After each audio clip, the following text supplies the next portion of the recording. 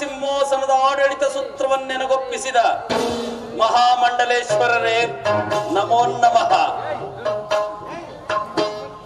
ಕುರುಪಾಂಡವರಿಗೆ ಶಸ್ತ್ರಾಸ್ತ್ರ ವಿದ್ಯೆಯನ್ನು ಕಲಿಸಿ ಕುರುಕುಲದ ಕೀರ್ತಿಯನ್ನು ಉನ್ನತ ಶಿಖರಕ್ಕೇರಿಸಿದ ಗುರುಕುಲೋತ್ತಮರೇ ನಮೋ ನಮಃ. ಭಕ್ತ ಶಿರೋಮಣಿ ಚಿಕ್ಕಪ್ಪ ವಿದುರ ಮಹಾಶಯ ನಮೋ ನಮಃ. ದಿವ್ಯ ಪರಾಕ್ರಮಿ ವ್ಯಾಘ್ರಸೇನಿ ಎನ್ನನು ದುಶ್ಯಾಸನ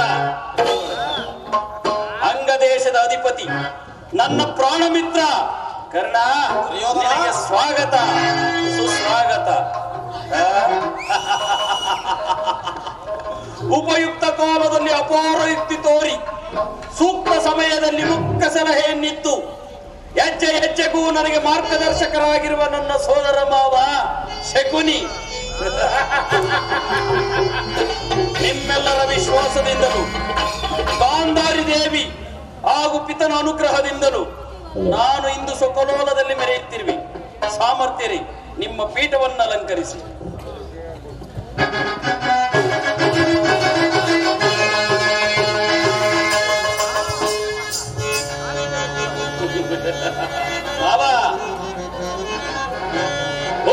ಉರುಗಲಾಂಛನನ ಮೆರಗು ಸ್ವರ್ಗಾಸನಕ್ಕೆ ಸರಿ ಹೋಗುವಂತಿರೇ.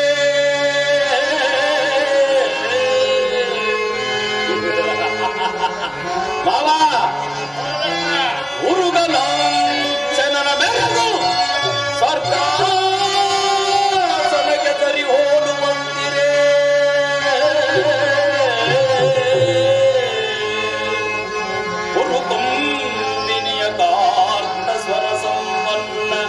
ದೀಪ್ತಿ ಮಣಿಮಕುಟ ವರ್ಧನೆಗೆ ದುರೋದರ ನಿಪುಣ ನಿರ್ಜನೆ ದಾನಗೈದ ಕರ್ಣ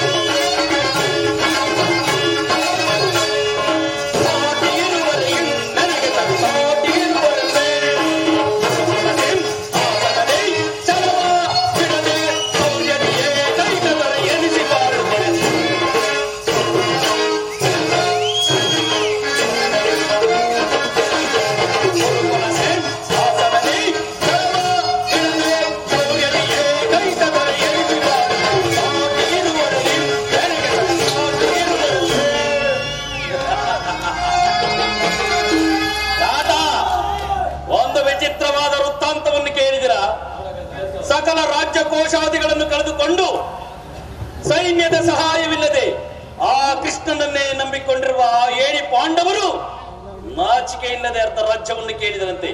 ನೋಡಿದಿರಾ ಅರಣ್ಯವಾಸಿಗಳ ಅಟ್ಟಹಾಸ ಎಷ್ಟರ ಮಿಟ್ಟಿಗೆ ಮಿತಿ ಮೀರಿರುವುದು. ಶಿವಗನ ಆ ಪಾಂಡವರಿಗೆ ಬರಬೇಕಾದ ಅರ್ಧ ರಾಜ್ಯವನ್ನು ನ್ಯಾಯವಾಗಿ ಕೊಟ್ಟುಕೊಡುವ. ಅರ್ಧ ರಾಜ್ಯವನ್ನು ಕೊಡದ ಒಂದು ಪಕ್ಷದಲ್ಲಿ ಯುದ್ಧವೇ ಸಿದ್ಧ. ಯುದ್ಧವೇ ಯುದ್ಧ. ನನ್ನ ಬಳಿ 11 ಅಕ್ಷೋಹಿಣಿ ಸೈನ್ಯವಿರುವುದು. ಅದರ ಹಿಡಿತಕ್ಕೆ ಸಿಕ್ಕಿದವರು ಮದಿಸಿದ ಆನೆಯ ಕಾಲಿಗೆ ಸಿಕ್ಕಿದ ಬಾಳೆ ಹಣ್ಣಿನಂತೆ ನಚ್ಚಿಗುಜ್ಜಾಗಿ ಹೋಗುವರು. ಆ ಮಾತಾಗಿರಲಿ, ಪಾಂಡವರ ರಣಯಜ್ಞವನ್ನು ಪ್ರಾರಂಭಿಸಲು ಸರಿಯಾದ ಕರ್ಮೋಪದೇಶಕನಾರು? ಅಗ್ರಜ, ನಮ್ಮ ಅಂಗರಾಜನಾದ ಕಣ್ಣನಿಲ್ಲವೇ? ದುರ್ಯೋಧನ ಪೂಜ್ಯರಾದ ದ್ರೋಣಾದಿಗಳಿರುವಲ್ಲಿ ಅವರ ಕಣ್ಣೆದುರಿಗೆ ಬಿಡದ ನಮಗೇಕ ವಿಚಾರ? ಏನು ಪುರುಷೋತ್ತಮನು ಬರುತ್ತಿರುವನೇ? ರಾಜಾದಿ ರಾಜ ಪುರುಷ ಶ್ರೇಷ್ಠ ನಾನಿರುವಲ್ಲಿ ಆ ದನ ಕಾಯುವ ಕೊಲ್ಲ ಪುರುಷೋತ್ತಮನು ನೇರವಾಗಿ ನನ್ನ ಮನೆಗೆ ಬಾರದೆ ಅವನ ಹುಟ್ಟು ಕಣಕನ ಸಾರವಾಗಿ ಓರ್ವ ದಾಸಿ ಪುತ್ರನ ಮನೆಗೆ ಹೋದನಂತೆ. ಎಷ್ಟೇ ಆದರೂ ಕೊಲ್ಲರಿಂದ ಪರಿವೇಷಿತನಾದವನಿಗೆ ಕೊಲ್ಲ ಬುದ್ಧಿ ಎಲ್ಲಿ ತಾನೇ ಓದೀತು? ದುರ್ಯೋಧನ, ಶ್ರೀಕೃಷ್ಣ ಪರಮಾತ್ಮನು ಪಾಂಡವರ ರಾಯಭಾರಿಗೆ ಬರುತ್ತಿರಲ್ಲದೆ ಎಲ್ಲಲ್ಲಿ ಯಾಚನೆಯಾಗಿ ಬರುತ್ತಿಲ್ಲ. ದುರ್ಯೋಧನ ವಿದುರ ಏನು ಹೇಳಿದೆ? ಪಾಂಡವರಿಗೆ ನ್ಯಾಯವಾಗಿ ಅರ್ಥ ರಾಜ್ಯವನ್ನು ಕೊಡಬೇಕೆಂಬುದನ್ನು ಚಕ್ರವರ್ತಿಯಾದ ನಾನು ನಿನ್ನಿಂದ ಕೇಳಿ ತಿಳಿದುಕೊಳ್ಳಬೇಕೆ? ಸುಮ್ಮನೆ ಬಾಯಿ ಮುಚ್ಚಿ ಕುಳಿತುಕೋ.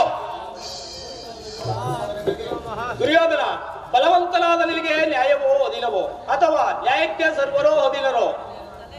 ರೋಗಿಗೆ ಅಪತ್ಯವು ರುಚಿಸುವಂತೆ ಪಥ್ಯವು ಎಂದಿಗೂ ರುಚಿಸುವುದಿಲ್ಲ. ನಿನ್ನ ಮರಣ ಕಾಲವು ಸಮೀಪಿಸುವುದರಿಂದ ನಿನ್ನ ಬುದ್ಧಿಯು ಈ ರೀತಿ ವಿಕಲ್ಪವಾಗುತ್ತಿರುವುದು. ದುರ್ಯೋಧನ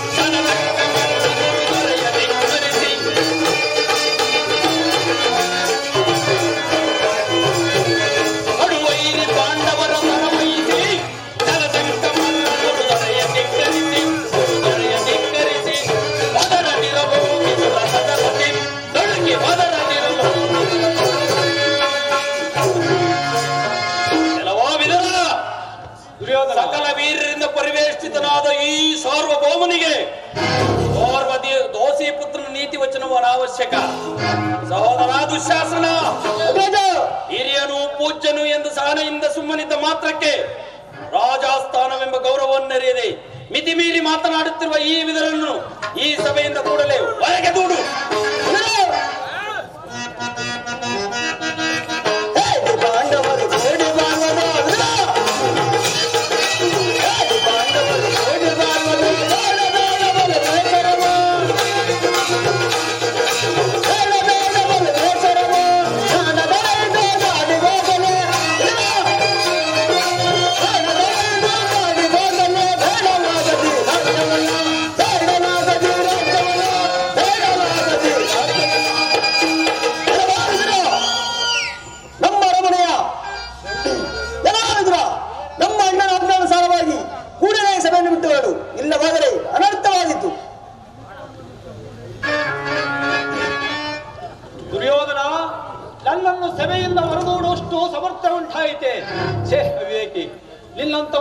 ಉಪದೇಶ ಮಾಡಬಾರದೆಂದು ದೊಡ್ಡವರು ಹೇಳಿದ್ದಾರೆ.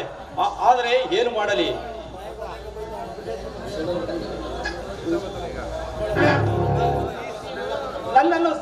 ನನ್ನನ್ನು ಸಭೆಯಿಂದ ಆಚೆ ತಳ್ಳುವಷ್ಟು ಸಮರ್ಥ ಉಂಟಾಯಿತೆ. ಛೇ ಅವಿವೇಕಿ, ನೀನೆಷ್ಟೇ ಅಯೋಗ್ಯನಾದರೂ ನನಗೆ ತಿಳಿದಿರುವ ವಿಷಯವನ್ನು ಹೇಳಿಯೇ ತೀರಬೇಕು.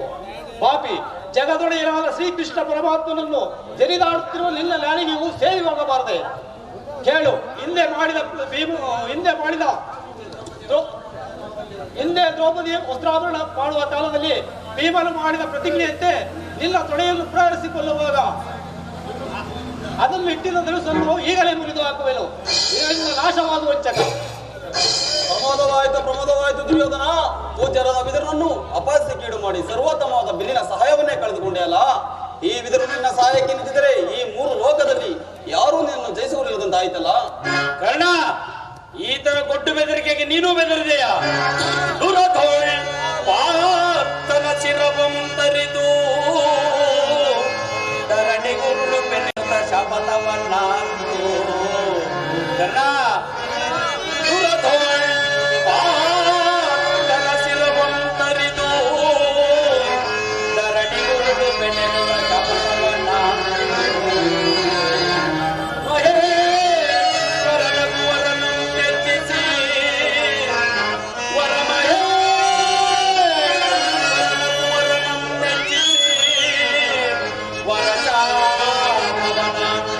ನಿನಗೆ ಸರಿಸಮನರಿ ಹರಿ ಕರ್ಣ.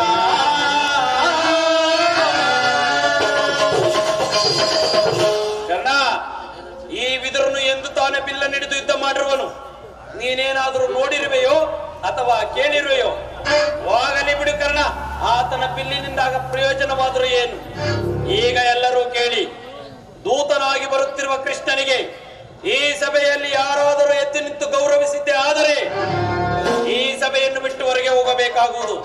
ಎಚ್ಚರ ಸಹೋದರ ದುಶ್ಯಾಸನ, ಎಲ್ಲಿ ನಮ್ಮ ಸೈನ್ಯಾಧಿಕಾರಿಗಳ ಪಟ್ಟಿಯನ್ನು ಸಿದ್ಧಪಡಿಸುವ ಎಂದು ಹೇಳಿದ ಮೇಲವೇ ಸಿದ್ಧವಾಗಿರುವುದೇ? ಇದು ಸೈನ್ಯದ ಪಟ್ಟಿಯೂ ಸಿದ್ಧವಾಗಿರುವುದು. ಆ ಕೃಷ್ಣನು ಬಂದಾಗ ನಾನು ಇದನ್ನೇ ನೋಡುತ್ತಾ ಕುಳಿತುಕೊಳ್ಳುವೆ.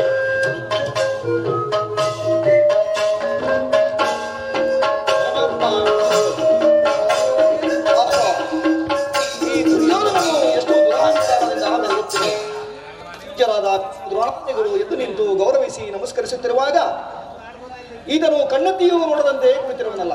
ಇರಲಿ, ನನ್ನ ಮಾಯಿಯಿಂದ ಭೂಮಿಯನ್ನು ಮೆಟ್ಟಿ ತಾನಾಗಿ ಬಂದು ನಮಸ್ಕರಿಸುವಂತೆ ಮಾಡುವುದು.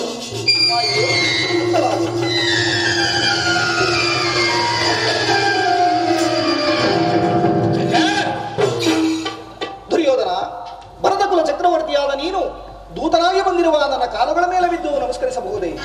ನಾನೇ ನಿಲ್ಲಿಗೆ ಬರುತ್ತಿದ್ದೇನಲ್ಲ. ಕೃಷ್ಣ, ಭರತಕುಲ ಚಕ್ರವರ್ತಿಯಾದ ಈ ಚಲದಂಕಮಲ್ಲ, ಕುರು ಸಾರ್ವಭೌಮ, ನಾನು ನಿನಗೆ ನಮಸ್ಕರಿಸಿದ್ದೇನೆ. ದೂತನಾಗಿ ಬಂದಿರುವ ನಿನ್ನಲ್ಲಿ ದೂತ ಲಕ್ಷಣಗಳಿವೆಯೋ ಇಲ್ಲವೋ ಎಂದು ಪರೀಕ್ಷಿಸಿದ ಮಾತ್ರಕ್ಕೆ ನಾನು ನಿನಗೆ ನಮಸ್ಕರಿಸಿದನೆಂದು ಹೆಮ್ಮೆಗೊಳ್ಳಬೇಡ. ಆಗೊಂದು ವೇಳೆ ನಮಸ್ಕರಿಸಿದ್ದೆ ಆದರೆ ಈ ಭೂಮಾತೆಗೆಂದು ತಿಳಿ, ನಿನಗಲ್ಲ. ಕೃಷ್ಣ, ನೀನು ಬರುವೆ ಎಂದು ಪಟ್ಟಣವೆಲ್ಲವನ್ನು ಸಿಂಗರಿಸಿಕೊಂಡು ಎದುರು ನೋಡುತ್ತಿದ್ದರೆ ನೇರವಾಗಿ ನೀನು ನನ್ನ ಅರಮನೆಗೆ ಬರದೆ ನಿನ್ನ ಹುಟ್ಟುಗನುಕನುಸಾರವಾಗಿ ಓರ್ವ ದಾಸಿ ಪುತ್ರನ ಮನೆಗೆ ಹೋದೆ. ಏಕೆ? ಭೀಷ್ಮ ದ್ರೋಣಾದಿಗಳ ಮನೆಗಾದರೂ ಹೋಗಬಾರದಿತ್ತೆ.